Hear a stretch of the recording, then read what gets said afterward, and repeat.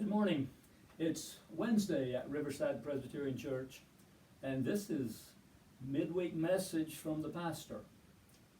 But this is not a typical pastor's message. My hunch is that there is a devotional and an encouraging Bible verse on every corner, and that's good. But I want to offer something a little different.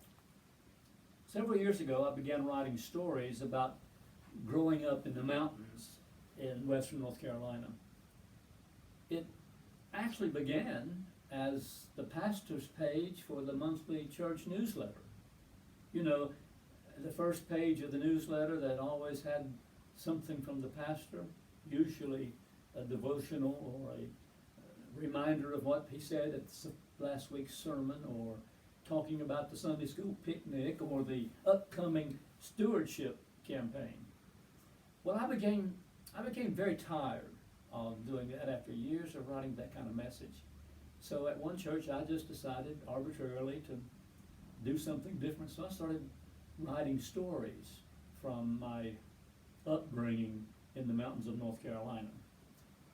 I wrote the stories under the heading Up the River, because that just happens to be how folks thereabouts refer to the place where I grew up the river, North Carolina. In time, I found myself writing stories that were more about current events and different times, but I wrote them in the up the river style. To date, there are some 50 of these stories, with another 20 or 30 ideas that have not yet found their way into story form. For the next several Wednesday mornings, as we wait out this difficult coronavirus thing, I'm going to be bringing you one of those stories as the pastor's midweek message. Some of you know that I promised to do this storytelling as the program for one of our first Tuesday fellowship gatherings, and I'll still do that when we get things back to normal. But in the meantime, week by week, I will offer you a story from my growing up in western North Carolina, or some similar kind of story written in that particular style. Since I started this, there have been many questions about the stories. Are they fact or fiction? So I want to set the record straight. These are stories of truth, which is much bigger than fact or fiction. People from up the river pride themselves on telling it like it is, or like it should be. Either way, you're a bit better off because you've heard it. So, each story in this series will be in one or two or three different categories. One category is growing up, just simply that, growing pains. Another category is the origin of things, in which I explain how things really came about. And then there's the truth of the matter, which is a series of lessons I've learned from growing up, and now they're in story form.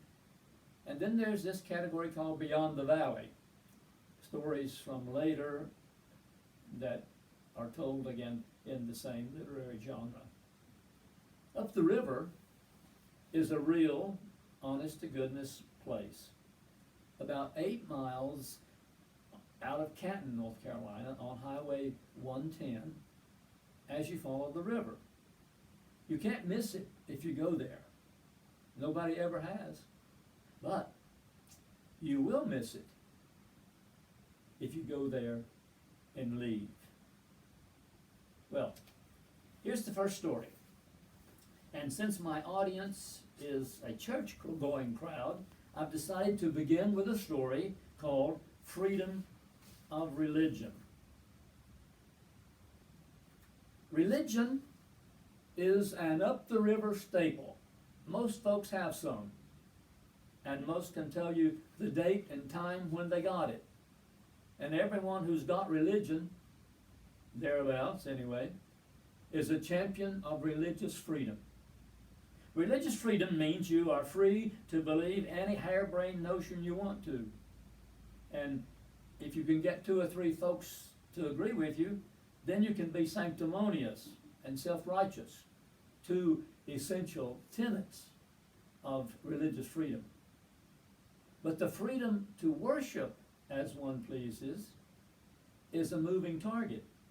I remember as a youngster that there were always folks complaining about the noisy services that lasted into the night at the Holiness Church.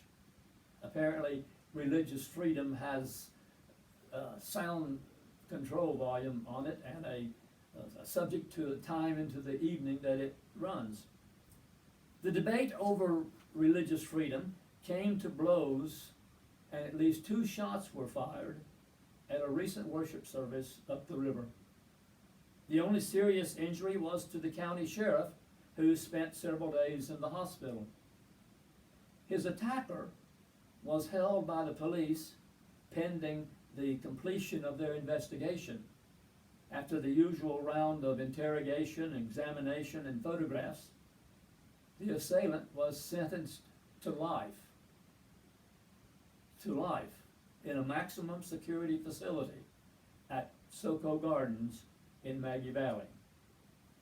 The attacker was a 5-foot canebrake rattlesnake. By the way, snakes that are 5 feet long are referred to as being 5 foot. The sheriff was bitten by the large rattler when he and his armed deputies broke up a snake handling service. The sheriff grabbed the snake from the handler, and the canebrake expressed his displeasure at being mauled by a less than holy man. Another would-be attacker was gunned down by a deputy before the serpent could get his fangs into anyone. 8 additional snakes were captured, and the worshipers were told that the worship service was over. So, freedom of worship, like all liberties, is a freedom within limits. In North Carolina, you may worship as you please, as long as you please not to handle snakes as a demonstration of your faith. I was intrigued by the public interest and newspaper coverage of this story. It made the front page of the local newspaper and garnered comments from every politician in the county. I clipped and saved the newspaper story, pictures and all. Thought it might come in handy when folks questioned the veracity of this story. The injury and insult to our much beloved sheriff led the Reverend Zeb Burnett to preach on right behavior in the house of God. He got the congregation on their feet and applauding when he said, "This is not rocket science. Men of faith ought to get together under the instruction of the Holy Spirit and decide once and for all what is pleasing to the Lord." They did that. That very Sunday afternoon, the deacons got together and figured it out. Set in motion a county-wide effort. Figure out what is right behavior in the house of God. Wasn't long before the Methodists got it. Then the Lutherans. Someone said even the Presbyterians had set up a committee to study it. Looked like a good thing.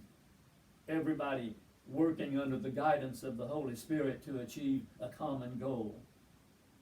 But the whole thing fell apart when it was discovered that the Holy Spirit was apparently giving different instructions to different groups.